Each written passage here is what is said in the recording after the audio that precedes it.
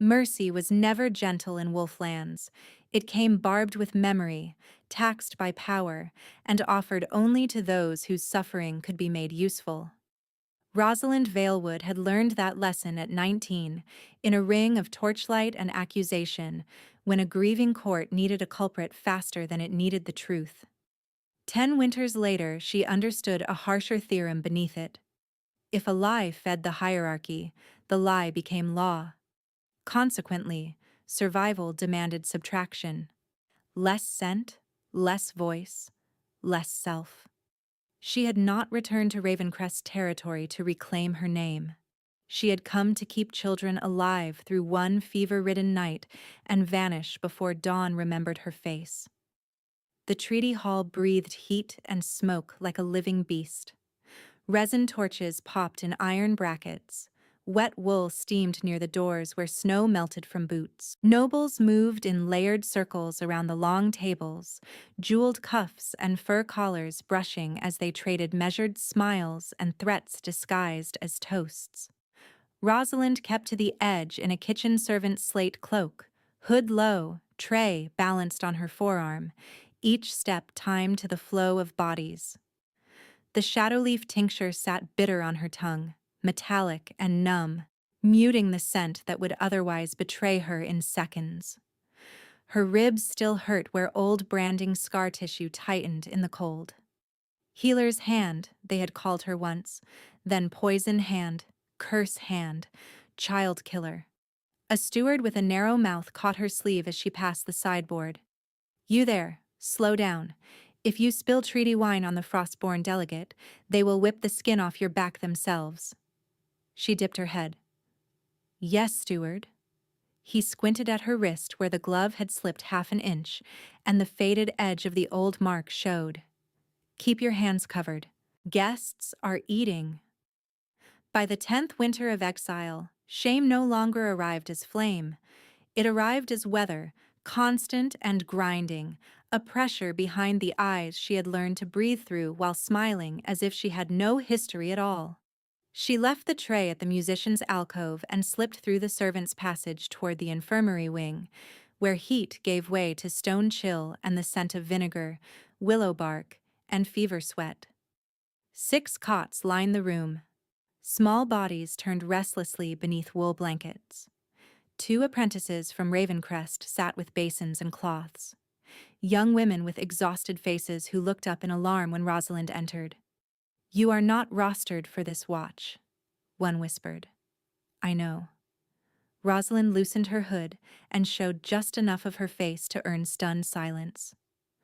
"Your decoction ratio is right, but the 3rd child on the left is breathing too shallow. Add elderflower steam. I brought dried strips." The 2nd apprentice swallowed hard. "If anyone sees you here, then they can decide whether fear is worth a funeral." She moved cot to cot, palm hovering above foreheads, counting pulse intervals against her own heartbeat. Fever. Dehydration. One chest congestion worsening. She set up a low infusion, adjusted blankets, coaxed spoonfuls of watered broth between cracked lips. No one needed miracles. They needed disciplined, ordinary care, the kind she had once taught openly before testimony, and forged ledgers had turned competence into evidence of malice. For a brief, fragile span, the room steadied. The youngest girl unclenched her fists and slept. Rosalind cleaned her hands, flexed fingers gone stiff from cold, and allowed herself one thought she almost never let surface. "I am still good at this. I am still myself when I heal. I am not the name they nailed to me. If I keep my head down, finish this ward, and leave through the east postern before first bell, no one else has to bleed for my past. Breathe, count, work. Do not look toward the hall. Do not listen for old voices. Survive this hour, then the next." She had lived 10 years on the mathematics of smaller horizons. The crash came from the feast chamber hard enough to rattle medicine vials on the shelf. A scream followed. Not theatrical. Sharp and terrified. Rosalind was already moving when the apprentice grabbed her forearm. "Do not go. They will know you." Another scream cut through the corridor, then shouted commands, boots pounding, a man barking for a healer with authority to treat nobles. Rosalind closed her eyes once, opened them. If this is toxin, they have minutes. She ran. The hall had fractured into panic. Chairs overturned. A silver cup rolled in circles near the dais steps. In the open space before the treaty table, a child in ceremonial blue shook violently in his mother's arms, lips frothing pale, pupils blown wide. Courtiers recoiled as though fear were contagious.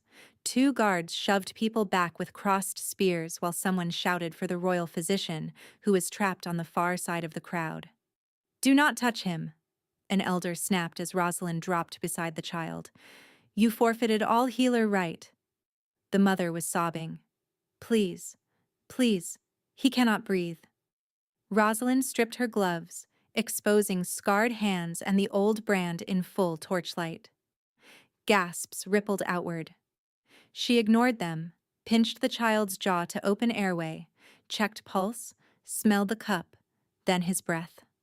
Bitter almond and moonvine, mixed toxin, fast uptake. She needed silver thread weaving, banned in court after the miscarriage scandal because it left visible marks and frightened men who preferred medicine to look like obedience. "Hold him steady," she told the mother. "I knew it," someone hissed behind her. "Valewood witch." Rosalind pressed two fingers to the child's sternum and drew power through the tendon pathways in her own forearm, a fine lattice of pale light threading from skin to skin like moonlit wire. The world narrowed to pulse rhythm and breath counts. Convulsion, hold, release, draw toxin from bloodstream to peripheral channels, stimulate diaphragm, again, again.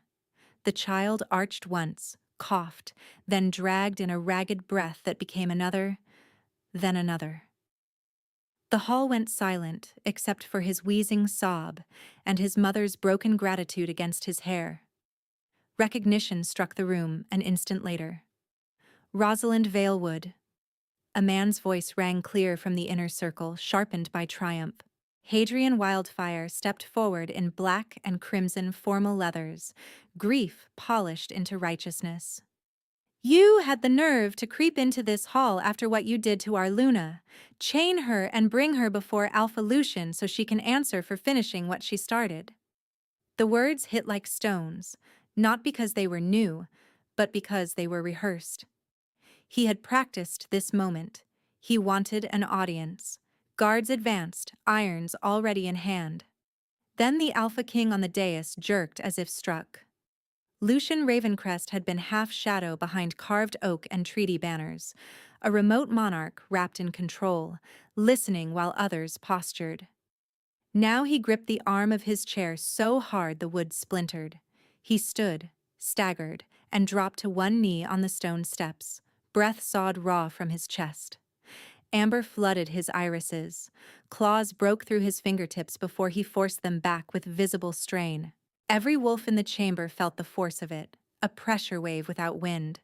Rosalind did too. Heat lanced from the base of her throat down her spine, violent and precise, as if a hidden seam in her body had been cut open and molten light poured through it. Her pulse stuttered, then locked to another rhythm across the hall. Not imagined, not metaphor. A biological certainty older than law. Mate. No. No. Not now. Lucian lifted his head, gaze fixed on her with stunned hunger and dawning reverence that made fear take a different shape. When he spoke, his voice was rough, nearly unsteady. "Rosalind." He said her name as if it had belonged in his mouth for years. Hadrian's expression flickered, calculation replacing outrage for one revealing heartbeat. "My Alpha, she manipulated the child to force sympathy. She is dangerous." Rosalind rose slowly from the floor, hands trembling despite her effort to still them. The tincture had failed. 10 years of masking had burned off in one surge of healing and bond fire. She could smell herself now, rain, and iron root, and the silver note she had spent a decade trying to erase. Wolves nearest her shifted weight, breathing deeper, the way predators did when a hidden thing stepped into daylight. This was the breaking point, and she recognized it with cold clarity. If she submitted to chains in this room, Hadrian would script every next hour. If she ran blindly, she could trigger pursuit that ended with bodies on stone. If she accepted the bond in front of the court, she became a lever against Lucian before either of them understood the board they were standing on. Think. Move. Hadrian pointed at her. Seize her, now. A guard lunged. Rosalind pivoted, seized the fallen wine cup with her left hand, and flung the remaining liquid into the nearest torch bracket. Flame hissed and blew sideways in a burst of smoke, buying 3 breaths of confusion. She ducked under a reaching arm, slid between 2 startled delegates, and drove toward the side colonnade where musicians had abandoned their instruments. Shouts erupted behind her. "Block the east doors! Do not let her reach the lower yard!" "Alive!" Hadrian yelled. "The Alpha will question her alive." She hit the servants' corridor at a sprint, lungs burning, skirt hem catching on a splintered crate she kicked free without slowing. Winter air knifed through a half-latched window. Bells began to ring from the watchtower, 3 rapid strikes that turned private panic into formal alarm. Her boots pounded stone, then wood, then stone again as she cut through a scullery, vaulted a low bench, and shoved into the outer passage that curved above the infirmary roof. Behind her, heavier footfalls closed. Guards. Too many. Ahead, the corridor narrowed to a dead end broken only by an iron stair climbing toward the old observatory dome, long closed since the former Luna died. Rosalind took the stairs 2 at a time, fingers numb on frozen rail, breath tearing her throat raw. Snow swirled through cracks in the upper door, silver in moonlight. She reached the landing, shoved the warped door, and stumbled into the circular chamber under a shattered glass roof. Dust and cold and stars, shelves of abandoned charts, a rusted armillary sphere listing to one side like a broken moon. Footsteps stopped on the stair below. One set only. Not the clatter of a squad, a single measured ascent. Rosalind backed toward the far wall, chest heaving, blood singing with terror and the still-burning bond.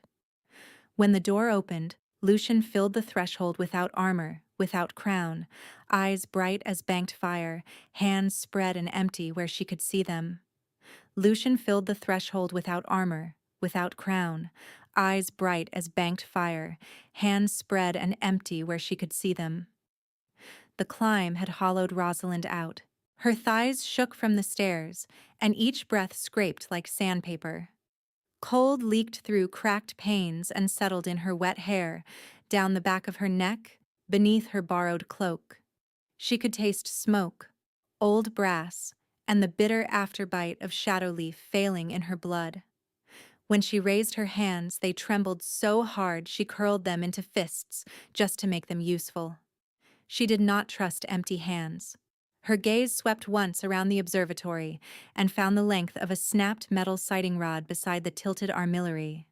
She snatched it and held it across her body like a knife, though she knew it would do little against an Alpha King if he chose force. "Stay there," she said, voice ragged. "If this is theater, I am too tired for it." His nostrils flared once, a visible intake, and his jaw tightened as if scent itself hurt him. Amber bled deeper into his irises, predator and man contending in plain sight. He obeyed her command and remained on the threshold. "No theater," he said. "No chains. I ordered the corridor cleared." Below them, the winter feast still roared in broken fragments, shouts muffled by stone and distance. Up here, the silence pressed close, intimate and volatile. Rosalind braced the rod more firmly. Hadrian said alive. Men who want someone alive do not usually ask consent. Something sharp crossed Lucian's face at Hadrian's name, not confusion, but recognition, as if pieces had begun arranging themselves in a pattern he disliked. Hadrian does not issue commands in my hall. He did tonight. The sentence landed between them like a thrown blade. He took it without flinching. A gust forced snow through the fractured roof, white grains spinning in moonlight before melting against the floor. Rosalind's legs wavered. She shifted her weight to hide it, then failed to hide it when her boot skidded on frost-slicked stone. Lucian moved one step forward and stopped himself so abruptly his shoulders jerked. His fingers flexed, claws threatening, then smoothed back to blunt nails through sheer restraint. He dragged a breath into his chest as if he were relearning how. The bond surged again. It was not a thought. It was architecture. A line drawn from her sternum to his, taut as wire and warm as poured honey, pulling at instinct and memory she had never lived yet somehow recognized. Her pulse knocked once, then matched his rhythm with unnerving precision. Hunger was part of it, yes, but not hunger for flesh. Hunger for proximity, for certainty, for the end of 10 years spent erased from every map that mattered. Her instincts sharpened until she could count the separate threads of his scent through smoke and winter. Cedar resin, steel oil, night rain over stone, and a darker note beneath. Old grief that had never fully scarred shut. She hated that she could read him this quickly. She hated more that her body answered. Present tense rushed up in her mind like a flood. Do not lean toward him. Do not. This is how traps work, with warmth when you are freezing and kindness when you are cornered. I know this pattern. I have stitched children through fevers while men discussed whether my hands should be broken. I have smiled while swallowing herbs that made me less myself because being less myself kept me breathing. If fate means handing my throat to the first power that calls me chosen, then fate can wait outside in the snow. I am not a prize found. I am not absolution for a king. I am tired and frightened and still standing. That has to count for something. Keep the rod steady. Keep your feet. Ask better questions than your heartbeat is asking. Lucian lowered himself, slowly, to one knee. Not from weakness this time, deliberately. A formal, lowering, dominant wolf rendering himself non-threatening in the oldest pack language. He placed both palms on the floorboards beside him and tipped his head, exposing the line of his neck without taking his eyes off hers. The gesture struck harder than a shout would have. I cannot ask you to trust me yet, he said. I can show terms. You remain armed. I remain where you place me. You choose whether this door stays open or shut. Rosalind's grip tightened on the rod until her knuckles ached. And if I choose to leave? I stop anyone else from touching you while you walk. Why? His answer came with no pause. Because you are my mate. The word should have felt triumphant. It felt dangerous. Powerful men named women necessary every day for reasons that had nothing to do with reverence. Mate bond is not verdict, she said. It does not erase what your court did. It does not. His voice roughened at the edges. It indicts what we failed to see. A new sound reached them from below, boots on stairs, several sets this time, disciplined and fast. Rosalind jerked toward the door. Lucian did not turn. His gaze stayed anchored to hers as he spoke toward the stairwell, voice carrying with effortless command. No one enters. My Alpha, a guard captain called from below, breathless. The council demands custody. Elder Maris says the accused must be secured in iron before witness statements are taken. Tell Elder Maris he may demand from the floor until dawn. Lucian rose in one fluid motion, still keeping distance from Rosalind. Rosalind Valewood is under my direct protection. Any hand laid on her without her consent is treason against the crown. A stunned beat of silence followed. Then, yes, my Alpha. Footsteps retreated. Power settled around him then, not as display, but as infrastructure, a force that altered what was possible in a room. Rosalind had seen Alpha's posture for years. This was different. This was command exercised with surgical clarity. Still, fear held. "You can protect me tonight and condemn me tomorrow," she said. "Kings revise mercy when politics get expensive." The corner of his mouth moved, not quite a smile and not amusement. Something like grief, given shape. "You speak as someone who has watched mercy auctioned. I will not insult you by pretending otherwise." He glanced to the shelves, to the cracked celestial charts, to the collapsed reading table under dust. "This chamber belonged to my mother. She kept fever logs here when councilmen called such work beneath a luna. If you remain in Ravencrest while inquiry proceeds, you stay here, above the infirmary, not in a cell." Rosalind stared at him. "You would house me in the Royal Observatory after what happened downstairs." "I would house the only healer in that hall who moved toward a dying child while everyone else moved away." His gaze dropped to her uncovered hand, to the faded brand at her wrist, then lifted back to her eyes with controlled fury she sensed was not aimed at her. "Who branded you?" "Your council signed it." "Names?" She almost laughed, a brittle sound that hurt her own ears. "You on a list now. I want every ledger tied to your exile open before moonrise tomorrow." He drew a careful breath, and the bond flickered warm between them again. "I also want you sitting down before you fall." "I am not falling." The sentence betrayed itself when her knees buckled. She caught the edge of the rusted telescope stand and nearly dragged it down with her. Lucian moved, halted inches away, and waited with both hands visible. "May I," he asked, "touch your elbow to steady you?" The question, simple and formal, unknotted something tight behind her ribs that she had mistaken for bone. She gave one short nod. His fingers closed around her sleeve, light despite their strength. Contact detonated sensation through both of them, a bright rush from skin to spine. Lucian's breath caught sharply. Rosalind bit down on a sound that was half warning, half relief. The bond tightened, not possessive, but orienting, as if two compasses long separated had snapped to the same north. His pupils widened. For one suspended heartbeat, something ancient looked out through his eyes, fierce and stunned and almost tender. He released her at once, honoring the boundary even while shaking from the effort.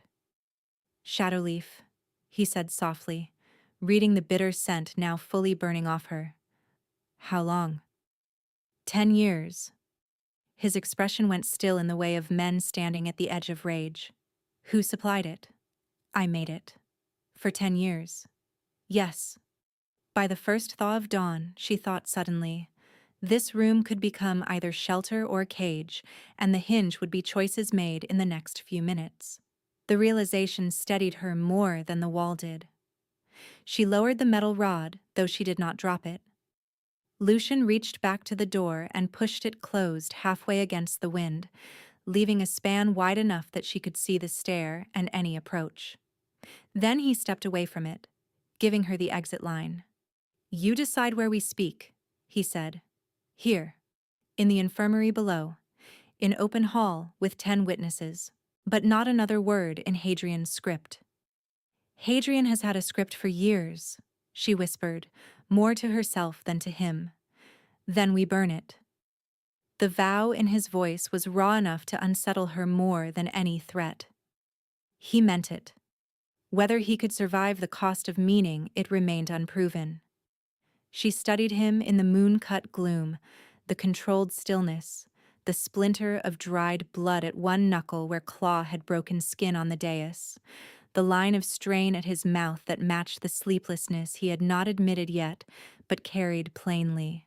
Beautiful, yes, in the way mountains were beautiful when storms broke against them. Also dangerous, and not only to enemies. Her body leaned toward him before her caution caught up. He did the same, a fractional shift neither of them chose consciously. The distance between them narrowed to a charged thread of breath and winter. Rosalind lifted her face, exhausted, furious, alive, and met his gaze without flinching. They locked there, unmoving, while the bond pulsed between them like a second heartbeat learning its name. The pull between them held for another breath, then another, until Rosalind forced herself to move first and stepped back toward the broken armillary, refusing to let instinct choose for her. "Tell me what happens in the next 10 minutes, she said. Exact terms. Lucian inclined his head once, accepting the demand as rightful. "In the next 10 minutes, I send word that you are under Crown protection, and no one enters this floor without your leave. I bring water, food, and a court witness so no rumor can claim I kept you hidden for coercion. Then you decide whether you sleep, work, or walk out under guard that answers to you." "Answers to me." "Yes." His voice was steady now, but the strain in it remained, a low fracture he had not managed to hide. Rosalind watched him closely, searching for the familiar pivot where protection became ownership. She had lived too long among men who offered safety only when it tightened into debt. None came. He touched the inside of his wrist and murmured a command into the signaling cuff there. A faint pulse of wardlight answered and vanished down the stairwell like a dropped star. "Captain Elowin will stand post," he said. "She is oath-bound to my mother's line and answers to no elder." The choice was precise. A woman.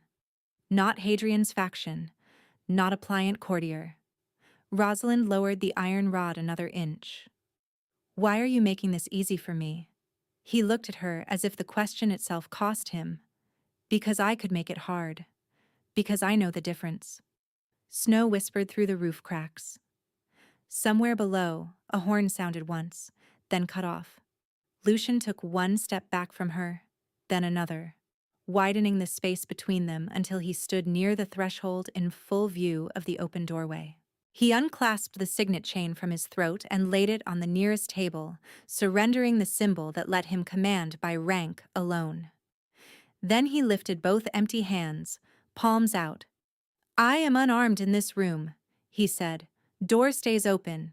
Witness stays on the landing. Now decide whether I stay." Her surprise was so sharp it almost felt like pain. He had just given a branded exile the one thing powerful wolves never surrendered in private: asymmetry. A knock sounded below, followed by a woman's voice at the stair bend. "My Alpha, Captain Elowin reporting." Lucian glanced to Rosalind, waiting. She swallowed, then said, "Door stays open." He called down, "Enter to the landing only." Captain Elowin stopped 2 steps short of the threshold, gaze forward, posture formal. Her face remained unreadable when she took in Rosalind's uncovered brand. "Orders received," she said. "No entry without Healer Valewood's consent." Healer Valewood. Not accused. Not curse hand. The title struck Rosalind with unnerving force. Lucian asked, "Status of the poisoned child?" "Breathing without convulsions. Royal physician confirmed moonvine contamination in the cup." "Cup secured." Rosalind's pulse kicked. Evidence secured, not scrubbed. "Where's the cup now?" Elowin answered her directly. "Locked in infirmary vault, witnessed by 3 signatures." Lucian's gaze flicked toward Rosalind again, a silent offering of control. "Do you want to inspect the vault now?" She almost said yes. Her knees argued otherwise, and the room swayed at the edges. She hated that her body betrayed timing before her mind settled it. "Not now," she said tightly. "Then not now," he replied, with no trace of disappointment. By the time first bell rolled across the fortress, the feast had broken into pockets of rumor and fear, and the observatory had become a strange island above it all. Lucian returned with a tray himself rather than sending a servant, bread and broth and a clay cup of water steaming in the cold. He set everything on a low chest and retreated to the far wall, giving distance before she had to ask for it. Rosalind sat on the edge of an old reading bench and forced down 3 careful sips, then more. Warmth reached her fingers slowly. Lucian took the opposite chair, elbows on knees, saying nothing while she inventoried jars from a dust-coated cabinet and lined them by potency on the floorboards. mint leaf gone stale, valerian still usable, dried willow bark brittle but salvageable. Silence stretched, but it was not the coercive silence she knew, the one packed with expectation. This one left room to breathe. At length she said, without looking up. Most kings would have started with questions. I have questions. Then why are you not asking them? His answer came after a thoughtful pause. Because answers given by a cornered witness are rarely true. They are merely survivable. Her hands stilled on a bundle of feverfew. She could not remember the last time someone in authority had distinguished truth from survival in front of her. Later, when the moon had climbed and the chamber's small stove burned low, exhaustion finally claimed her in fragments rather than rest. She drifted, jolted, drifted again. Each time she closed her eyes, torchlight from 10 years ago surged back. The public ring, council faces turned hard, the smell of hot iron and scorched wool.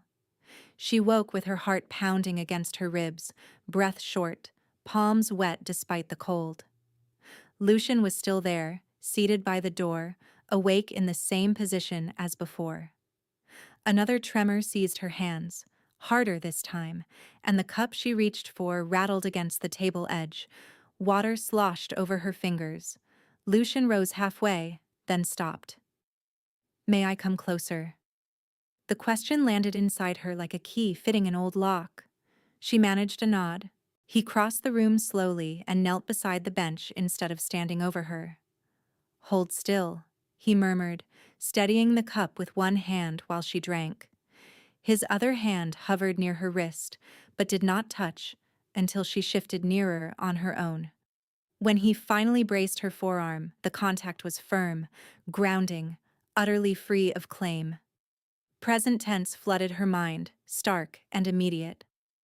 I am shaking and I despise it.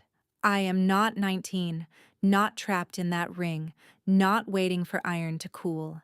He is right here, and he is waiting for permission, like it is law. Like my body belongs to me even now. This should not matter this much. It matters anyway. I do not know what to do with gentleness that does not ask for payment.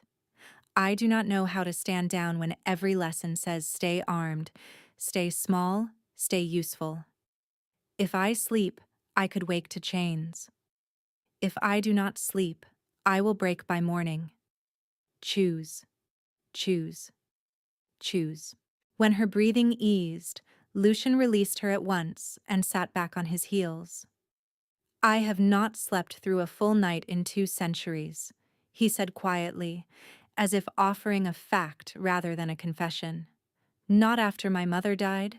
Not after I learned how quickly courts rewrite a woman's work as treachery.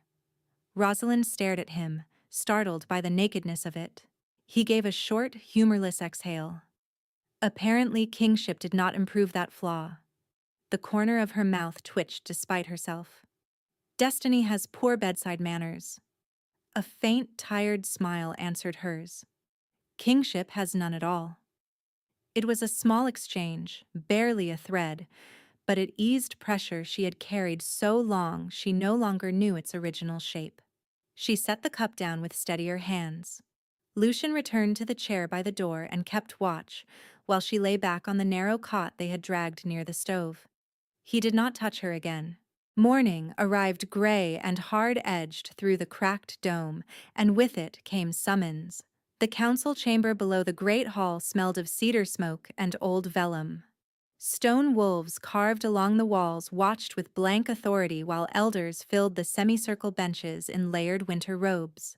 Maris sat at center, jaw set like carved bone, Hadrian 2 seats to his right, wearing sorrow with theatrical precision.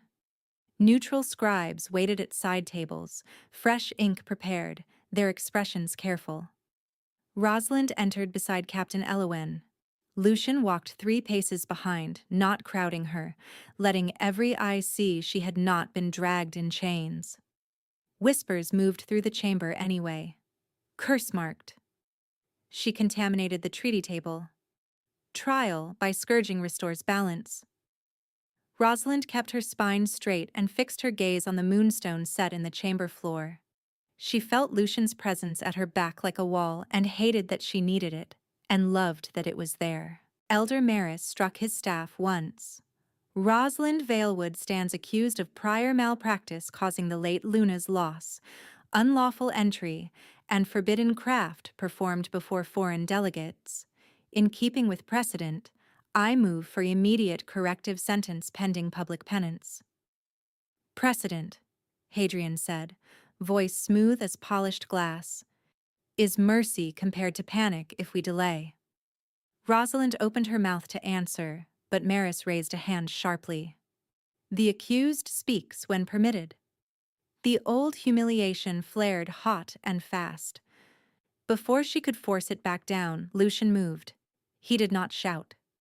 He crossed the circle in 4 measured strides, stopped beside Rosalind, and turned to face the council. Then, in a gesture so formal half the chamber went still, he bared his throat to the elders, palms open at his sides, exposing the most vulnerable line of an alpha before witnesses. Under pack law, it was a vow posture used only when staking one's life behind a declaration. His voice carried to the back wall. Any strike ordered against Rosalind Valewood before full inquiry is a strike ordered against your alpha. Speak your sentence with that understood. Shock rippled outward. Maris rose halfway from his seat. My alpha, this is irregular. So was branding a healer before records were reviewed. Hadrian leaned forward. You cannot bind the council to personal fascination. Lucian's gaze cut to him, cold and precise. Do not mistake restraint for fascination, Hadrian. I am invoking crown protection under blood law, witnessed and recorded. He turned to the scribes. Write this exactly. Effective now. No corporal punishment, no iron restraint, no closed-door interrogation. Inquiry proceeds under neutral oversight. Scribe Tamsin and Scribe Oren will audit every medical ledger tied to the Luna's miscarriage, including sealed archives and private household stores. Captain Elowin will secure evidence vaults. Any obstruction is treason. Maris's face darkened. Those archives are sovereign protected. Lucian straightened, throat still bared, daring contradiction. I am the sovereign. Silence followed, dense and stunned. Then the soft scratch of quills began as the scribes, hands shaking, wrote his decree into record. Rosalind stood very still in the center of it, pulse loud in her ears. No one had ever spent political capital on her dignity. Her safety, perhaps, when convenient. Her usefulness, often. Her dignity, never. Hadrian recovered first, his tone turning cutting. This woman has divided packs for a decade. You would risk treaty stability for her. Lucian did not look away from him. Treaty stability built on forgery is decay with better tailoring. The line hit with surgical force. 2 elders exchanged quick glances. Hadrian's mouth tightened for one revealing instant before composure returned. Rosalind noticed. So did Lucian. Maris tried again, grasping for control. If she remains under protection, she remains confined. Rosalind answered before Lucian could, voice clear this time. I will accept guarded residence in the observatory and full cooperation with inquiry. I will not accept gag order, touch without consent, or fabricated summaries of my statements. Maris stared at her as if unused to hearing her speak in complete terms. Lucian nodded once. Granted. The elder block simmered, but no one moved to challenge while he held vow posture. Finally, Maris struck his staff in reluctant assent. So entered. Inquiry convenes at dusk.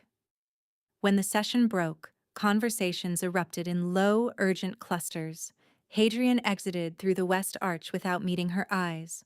Rosalind tracked him until he vanished and filed away the avoidance like a blade tucked under cloth. In the corridor outside, she expected Lucian to reclaim command distance, to resume kingly detachment now that the audience had served its purpose. Instead, he slowed to match her pace, hands visible, giving her room in the narrow passage.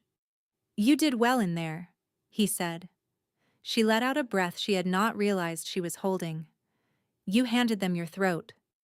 I handed them a boundary." She studied him sidelong. "For me. For law," he said first, then after a beat. "And for you." The correction mattered more than the polished answer. It was the first time he let both truths stand together. They reached the stair that wound back toward the observatory. Light from a high-slit window striped the steps in silver bars. Rosalind set one hand on the rail, then looked at him fully, weighing 10 years of caution against what she had just witnessed. "I have names," she said at last. "People who handled ledgers the night of the Luna's collapse. One of them should have been nowhere near the infirmary stores." Lucian held her gaze, careful, intent. "Will you give them to me now?" She considered for one long heartbeat, then nodded. "Yes, but we do this with scribes present." A quiet relief crossed his features, swiftly mastered but real. "As you wish." She started up the stair and did not ask Captain Elowen to walk between them this time. At the landing, she paused only long enough to motion for Scribe Tamsin and Scribe Orin to enter, then crossed to the narrow table beneath the cracked dome and pushed aside a stack of star charts. "Right exactly," she said. "No interpretation." Tamsin uncorked ink with careful hands. Orin flattened fresh vellum. Lucian remained near the door, watchful and silent, as if guarding the shape of the room rather than steering it. Rosalind drew one slow breath. On the night the Luna collapsed, infirmary stores were under quarter lock. Access required 3 marks: mine, senior healer Merrick's, household witness. She met Tamsin's eyes to make sure the quill kept moving. "The witness name in the official ledger is Lena Forrester. She was in birthing ward with 2 laboring mothers. She could not have signed." Orin looked up. "How certain are you?" "I delivered one of those infants myself an hour before the Luna was carried in." Her voice stayed level by force. "Lena never left that room." Lucian stepped closer to the table, not touching it. "Who did have access?" Rosalind turned to him. "Hadrian. He arrived with a family seal, said he carried emergency authorization from the Luna's cousin line. He stayed near the inventory chest while I was called to triage." The chamber went still enough that snow tapping the broken glass sounded loud. Tamsin's quill scratched faster. "Did you challenge his presence?" "I did. He smiled and told me grief made men useful where protocol made them slow." Lucian's jaw hardened. He said nothing. Rosalind continued, methodical now, leaning on detail because detail could not be shouted down as easily as pain. 2 moonbane tinctures existed in that wing, one diluted for muscle spasm, one concentrated for external salve only. Red wax marked the external vial. White wax marked internal dose. I set them myself that afternoon. She pressed her thumb against the scar at her wrist, grounding. When I reached for the internal vial during the Luna's seizure, the wax was red. Orin frowned. "Then either you mislabeled, or someone switched the seals while my back was turned." Her gaze did not waver. "The treatment notes entered later in my hand are forgeries. The slant is similar, but the pressure pattern is wrong. Whoever copied me did not know my left ring finger stiffens in winter and drags at the tail of long strokes." Tamsin stared at the page, then at Rosalind's hand, where the old tendon injury was visible if one knew how to read it. Quiet understanding crossed her face, precise and immediate. "You are saying the official record is a manufactured sequence built around your known methods." "I am saying I was framed by someone with access, patience, and motive." Lucian's voice was low. "State the motive." Rosalind's mouth went dry. She had rehearsed this line in her head for 10 years and still hated how it sounded out loud. Control of succession. The Luna had begun reviewing inheritance petitions. Hadrian stood to lose influence if she completed that review. When she died and I was condemned, He gained standing as the grieving loyalist who demanded order. No one spoke for several breaths. Even Elowin, posted at the stair, seemed to stop breathing. Then Lucian asked, "Why move now, after a decade?" Rosalind looked at the frost gathering along the window seams. "Because I came back alive. Because your council opened sealed archives. Because if truth reaches the Moonstone before he secures your line, he loses everything." By the second bell of afternoon, archive chests had been hauled to the observatory under dual guard, their seals witnessed by both scribes and Captain Elowin. Rosalind knelt beside Lucian on the floorboards while they sorted ledgers by quarter year, ink dating, and hand profile. Dust coated her sleeves. Wax shavings clung to his cuffs where he broke old seals with a surgeon's patience. They found the first break in less than an hour. 3 pages in the miscarriage file used soot ink cut with clove oil, a blend not adopted in Ravencrest until 2 winters after the event. Rosalind held the page under lamplight, and the undertone glimmered faintly brown. "This did not exist yet," she murmured. Lucian took the page, then another, then a third. The same ink. Same false aging powder rubbed into corners. A skilled forgery, but not flawless. Tamsin recorded each discrepancy and initialed the margins. Orin sealed fragments of scraped wax in evidence envelopes. Nothing theatrical, just accumulation, steady as snowfall. As the work deepened, so did the pull between Rosalind and Lucian, inconvenient and relentless. He asked permission before leaning across her shoulder for a closer look. He passed her warmed tea without comment when her hands started to shake from cold. Once, reaching for the same ledger, their fingers brushed and both froze, the bond snapping bright as a live wire beneath skin. He pulled back immediately. She hated the loss and was relieved by it in the same breath. The thoughts rose, intimate and uninvited. She was cataloging proof while her pulse kept learning him. It was absurd. It was dangerous. He smelled like cedar and winter rain and a promise she had never requested, and her body kept answering as if safety could be real simply because one man asked before he touched. She had buried herself in work to avoid this exact weakness. Attraction was leverage in courts like these. Need was a handle others used to turn you where they wanted.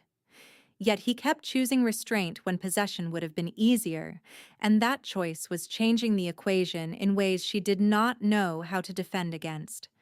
She wanted to trust him. She feared the cost if she was wrong.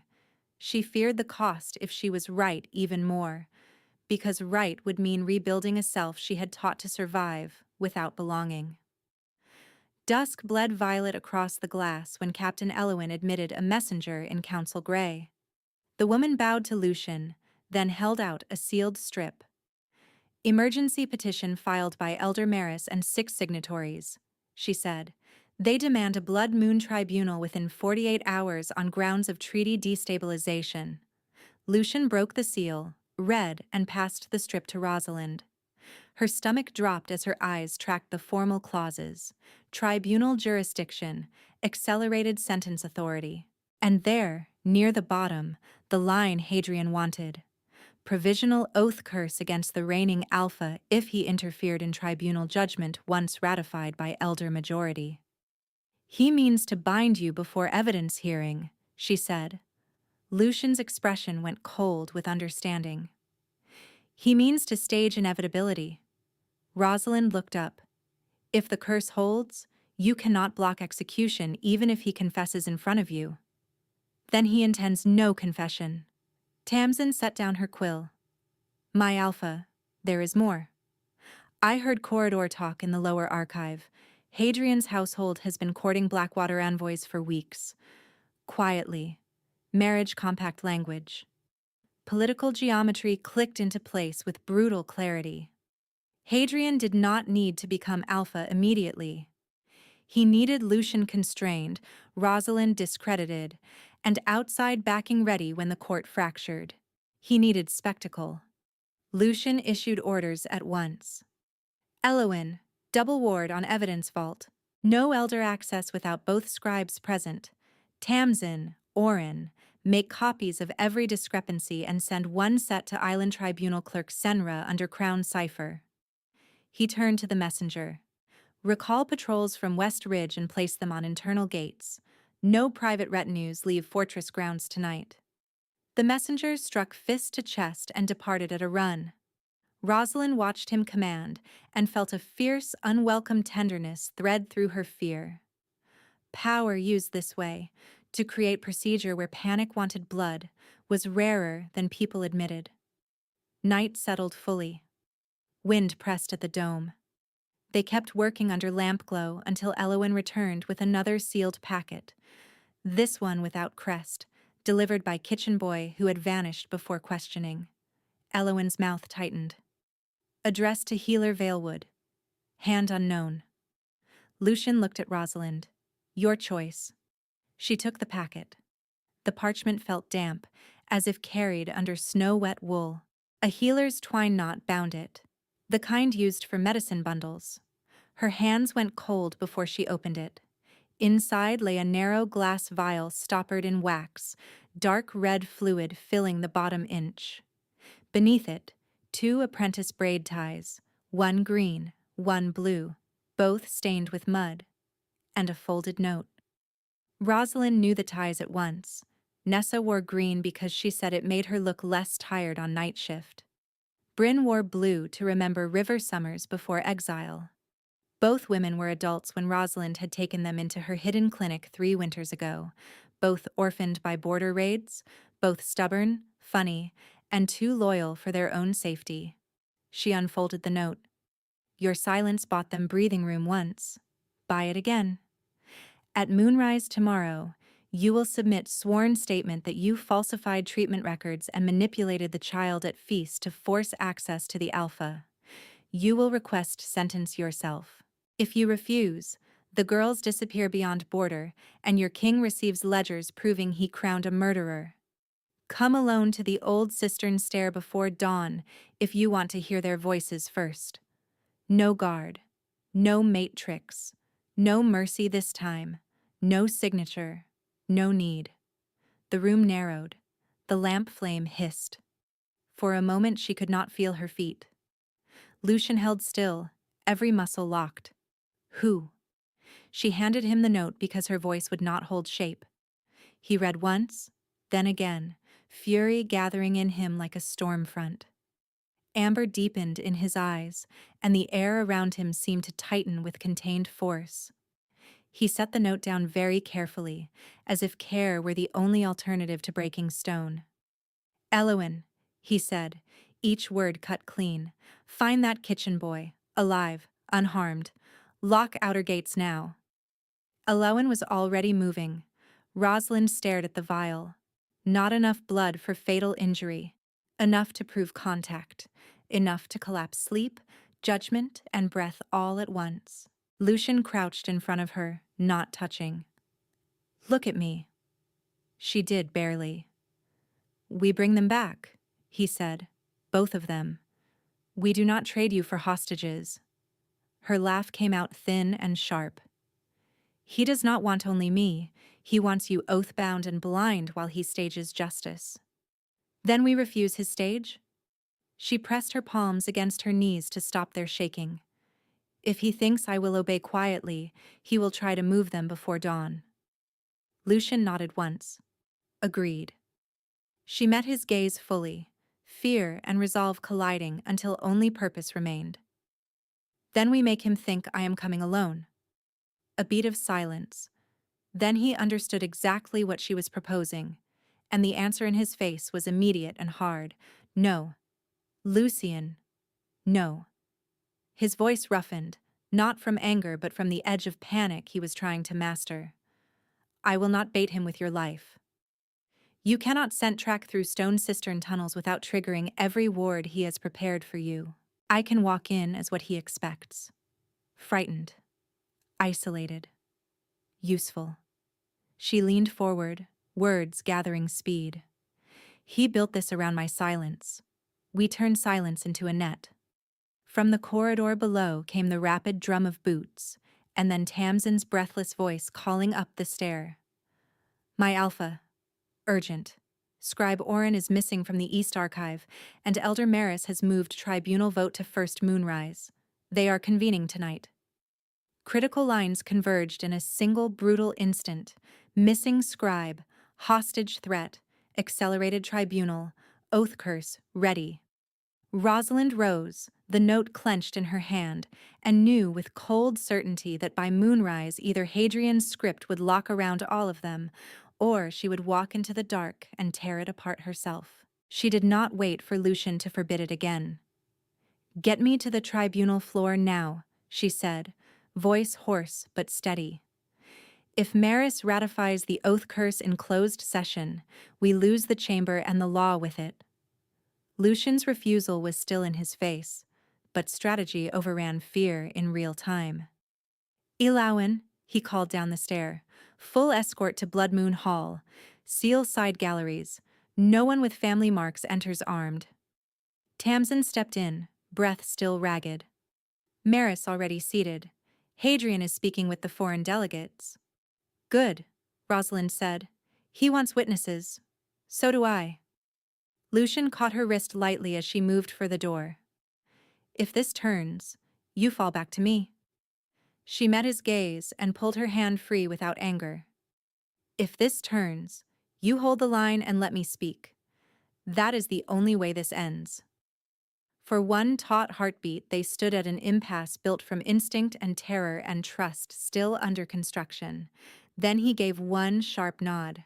Within the quarter hour, the Blood Moon Hall had filled to standing along the walls. Torches climbed the black stone columns in uneven bands of heat. The moonstone dais sat at center, pale and opaque, ringed by old runes that answered only to blood and oath. Maris presided in layered silver gray, staff across his knees, while Hadrian stood below him in formal black, expression crafted into solemn grief. Rosalind entered between Captain Elowin and Scribe Tamsin. Murmurs broke open like kindling catching flame. She came. She looks half feral. Where is Orin? Hadrian's mouth softened into counterfeit pity when he saw her. Rosalind, you should have spared yourself this. She lifted the vial from his note packet and held it high. You sent this to my room. A flicker, brief and mean, crossed his face before he smoothed it away. Anyone could have. Lucian took his place one step behind Rosalind, crown absent, presence unmistakable. Maris struck his staff for silence. Emergency tribunal convenes under threat of internal destabilization, the elder intoned. Primary matter, the accused healer's prior and present misconduct. Secondary matter, crown interference. He looked directly at Lucian on the last phrase. Hadrian stepped into the circle. I petition immediate confession from Rosalind Valewood and immediate enforcement of provisional restraint on the Alpha for conflict of interest. Two wardens carried forward a chain of blackened iron set with crescent hooks. Oath curse links. Old law, rarely used because it degraded everyone it touched. Lucian moved as if to intercept them. The chain ignited before he crossed the rune line, black links flashing blue-white. Pain snapped through him hard enough to drop him to one knee, fingers digging into stone. A hiss went through the hall. Maris did not rise. Stand down, Maris said. The curse responds to interference, exactly as ratified. Rosalind's stomach turned. Hadrian had baited this perfectly. Force Lucian to defend, trigger curse, frame him unstable. Hadrian pivoted toward her, dropping his voice so only she could hear. Confess now, and I tell you where the girls are breathing. She tasted iron where she had bitten her cheek. You kidnapped healers to force testimony. I curated outcomes, he said softly, as I did 10 years ago. Then he stepped back and addressed the chamber. See how she hesitates. Guilt always delays. Maris raised a hand. Rosalind Valewood, speak your confession. The room waited for surrender. Rosalind reached inside her sleeve, drew out a small waxed pouch, and let everyone see it before she spoke. I have a statement. It is not the one he purchased. She crossed to the tribunal fire bowl, broke the pouch open, and poured every remaining shard of shadowleaf tincture into the flame. Bitter smoke surged up, sharp enough to sting eyes across 3 rows. Wolves nearest the dais recoiled as her unmasked scent rolled through the hall, rain and iron root and living silver. "No more hiding," she said, and the words struck harder for their calm. She turned to the moonstone. "Under healer's witness right, I invoke blood memory disclosure and reciprocal oath." Maris rose fully now, alarm cutting through his authority. "Denied. This is not a healer court." "It is when a healer is tried for healer law," Rosalind answered. "You know the statute." Tamsin did not wait for permission. "Recorded precedent exists," she called from her table, voice shaking but clear. "Moon Court, Winter Cycle 89, healer's witness over elder objection upheld." Maris rounded on her. Silence. Lucian, still kneeling against the curse current, looked up with lethal quiet. "You heard the scribe. Continue." Rosalind stepped into the center ring alone. No escort, no shield. She drew a small blade from the evidence tray, sliced her palm, and pressed blood to Moonstone.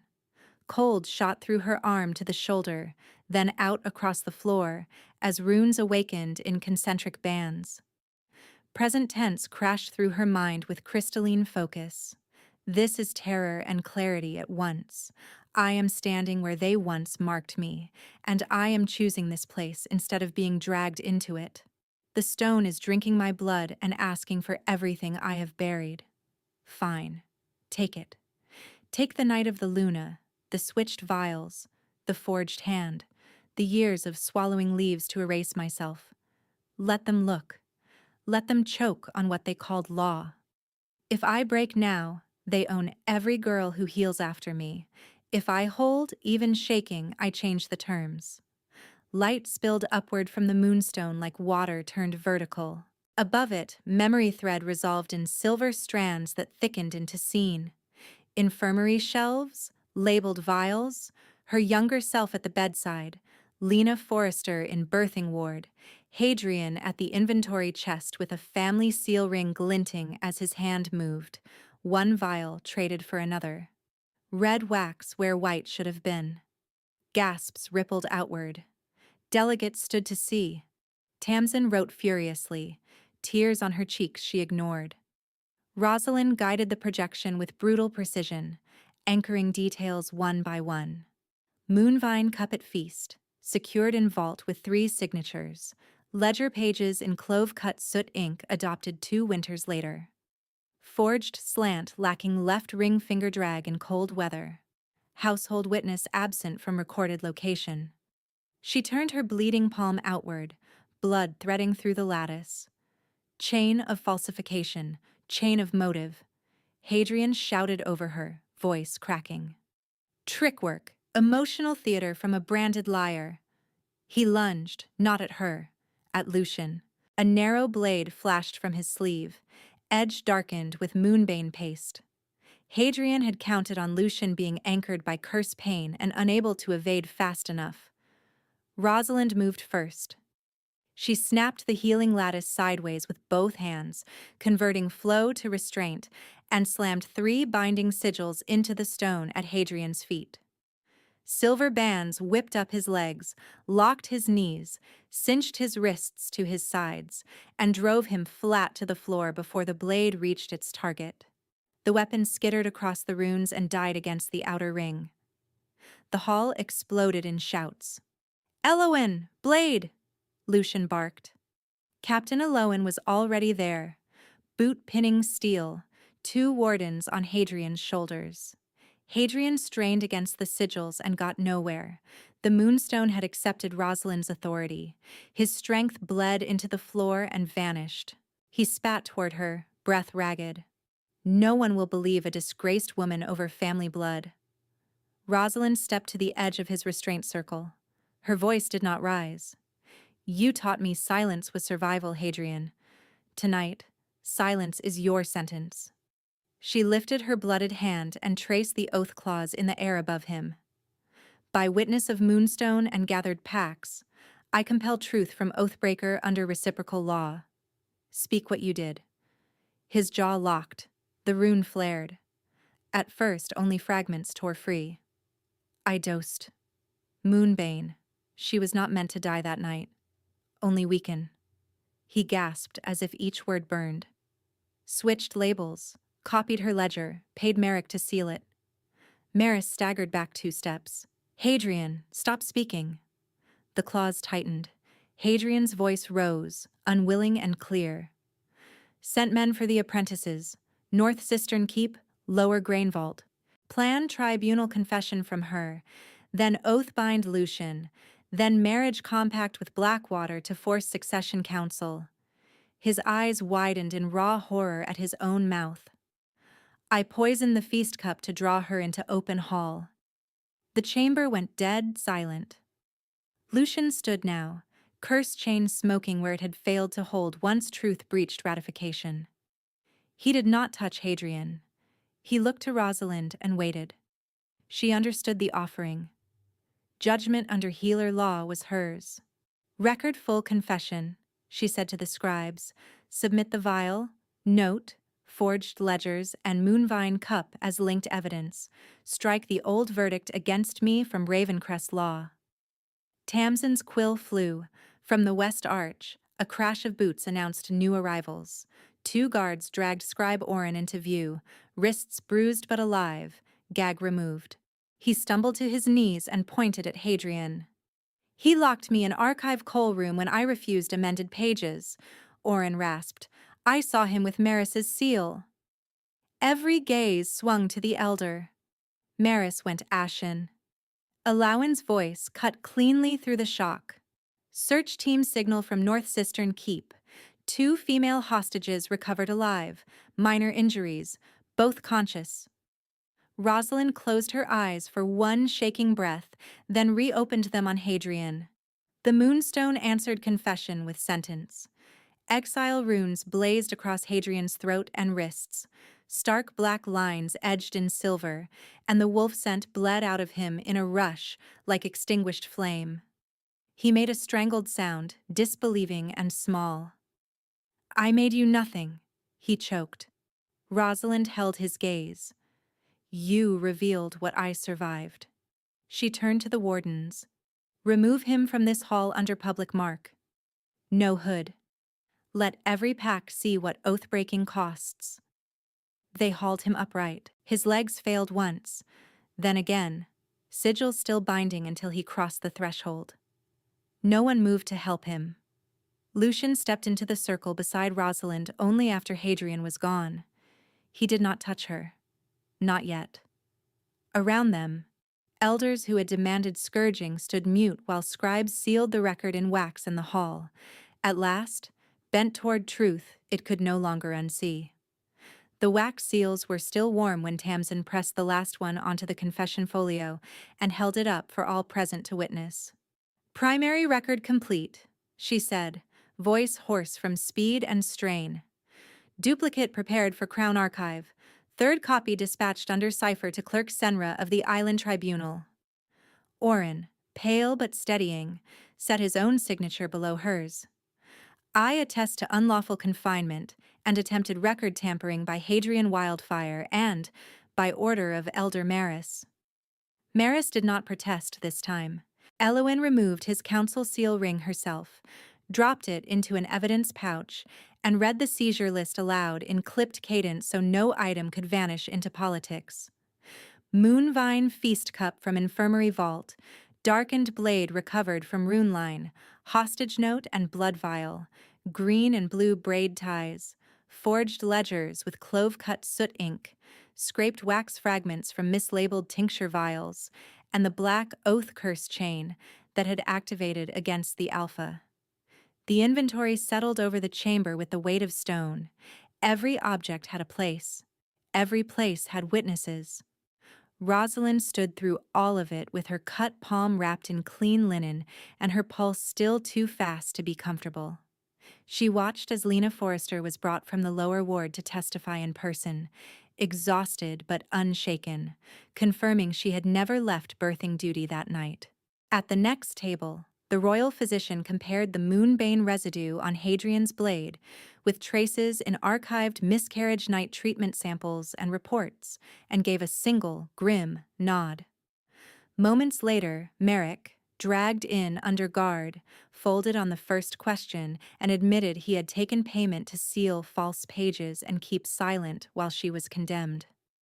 By the time the eastern windows had gone fully black, Nessa and Bryn were carried into the infirmary on stretchers, muddy, bruised, alive. Rosalind reached them at a run she did not remember deciding to take. Nessa caught her sleeve with shaking fingers. Bryn tried to sit up and failed, then laughed weakly when Rosalind cursed through tears and made her lie back down. "We are here," Rosalind whispered against their hair, one and then the other. "You are here." "That is enough." Lucian stayed at the doorway and gave them privacy until Nessa lifted her chin and called, "My Alpha, if you are going to stand there like a statue, at least send broth." A surprised, ragged laugh broke from the room.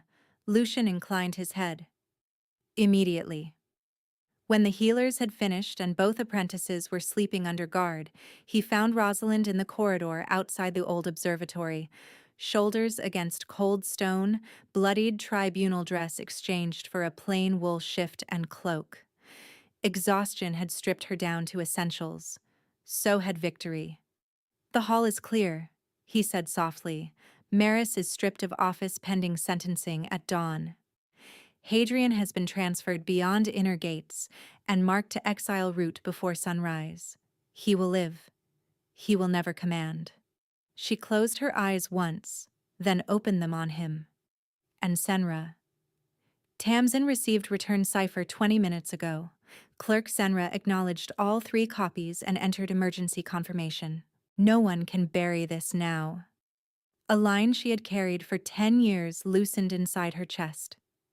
He stepped closer, then stopped, waiting. "There is one thing left tonight that no court can do for us." The moon had risen high by the time they reached the old stone circle beyond the western wall, the one his mother had used for oath rites before the council reduced everything to procedure and fear. Snow crusted the outer ring. Frost silvered the carved runes. Alawan posted guards far beyond earshot and withdrew with Tamsin and Orin, leaving the circle to silence and breath. Lucian removed his cloak and laid it on the central stone so she would not kneel on ice. Then he faced her, formal as law and raw as prayer. "In pack tongue and crown law," he said, voice low but steady, "I request consent to claim bond by mutual mark. No compulsion of rank, no debt of rescue, no claim beyond what you offer freely. If you refuse, I remain your ally and your king, and nothing in my conduct changes." The crux of everything stood there between them. Fate's pull against chosen trust, instinct against dignity, hunger against restraint. Rosalind let the tension exist instead of pretending it was simple. Then she stepped into him until their breath mingled in white clouds. "I consent," she said, "on equal terms. You first offered your lifeline before witnesses. I accept and return it." He bowed his head and bared his throat fully, hands at his sides, making himself vulnerable to her teeth before asking for anything from hers. The gesture struck her with sudden, aching tenderness. She touched the pulse point there with 2 fingers, felt its strong, steady beat, and leaned in. Her bite was not savage. It was deliberate. Skin gave, heat flooded her mouth, and a bright current rushed through the bond so fast her knees softened. Lucian exhaled her name like reverence and braced her waist without tightening his grip. Gold thread warmth unfurled between them. Not a chain, a woven line. He lifted his head, eyes dark with feeling and discipline both. "Mine," he whispered, then corrected himself with visible effort and devotion. "If you still choose," she answered against his mouth, forehead resting to his. "Yours, If you remain this man. His smile broke, brief and fierce. Mate. When he asked again, barely more than breath, may I mark you? She turned her shoulder and pulled the collar of her shift aside, exposing the junction of neck and shoulder where pulse fluttered hard. Cold touched the skin for a heartbeat. Then his mouth did. Pain came first, sharp enough to steal sound, followed by a rolling wave of heat that chased it out, transformed it, and left her trembling for an entirely different reason. The mark burned, then settled into a deep thrum under her skin, as if a second heartbeat had found its home there. Memory and sensation poured both ways through the completed bond. His centuries of sleepless vigilance, her decade of silence and stubborn survival, his grief for his mother in this same circle, her pride in her own hands returning at last. None of it erased, all of it witnessed. She clutched his shoulders when the surge peaked, and he held her through it, careful even now, one palm at the small of her back, the other cradling her jaw like something fragile and holy. Her own mark answer flared where she had bitten him, warm beneath her lips, mirror and vow. No more hiding, she whispered against his throat. No more letting you stand alone, he whispered back. They stayed that way until the shaking eased and the bond settled from fire to steady light, a constant presence at the edge of each breath. Not overwhelming, anchoring. At dawn, the great hall filled again, but its posture had changed. No one lounged in superiority now. They stood when Rosalind entered beside Lucian, her new mark visible above a high-collared silver mantle, his visible at the throat where she had claimed him. Tamsin read the tribunal findings in full. Oren read the evidence chain. Elowin presented the confiscated seal ring of Maris and announced his sentence. Removal from council, restitution of seized healer funds, and supervised labor in border clinics under oath watch. Lucian then spoke, and this time no elder interrupted. By Crown authority and tribunal witness, the case against Rosalind Valewood is annulled in full. All prior penalties are void. The Brand sentence is struck from law. He turned to her and offered not a command, but an invitation with open palm. She took it and stepped to the front of the dais. As of this hour, he said, Rosalind Ravencrest is installed High Luna and Royal Warden of Mercy, chair of the new Healer Guardian Council. Seats are held by Tamsin Vale, Oren Pike, Captain Elowin Thorne, and Lena Forrester. First decree. No accused healer is tried without evidence review by neutral scribes and active ward witness. Second decree. The observatory above the infirmary is reopened as sanctuary for outcasts under Crown protection. Nessa, arm in a sling, and Bryn, bruised but grinning, were the first to cross the floor and kneel not in fear, but in allegiance freely given. One by one the rest followed, delegates and wardens and workers alike, until the hall that had once called her curse bowed to the woman who had remade its law. When the final oath was spoken, Lucian lifted her hand and pressed it to his heart. She felt the settled bond answer, warm and certain. Peace did not arrive as forgetting. It arrived as structure, witness, and chosen love held in public light. In that hall, with her scent unhidden and her name restored, Rosalind finally understood belonging as something built, defended, and shared.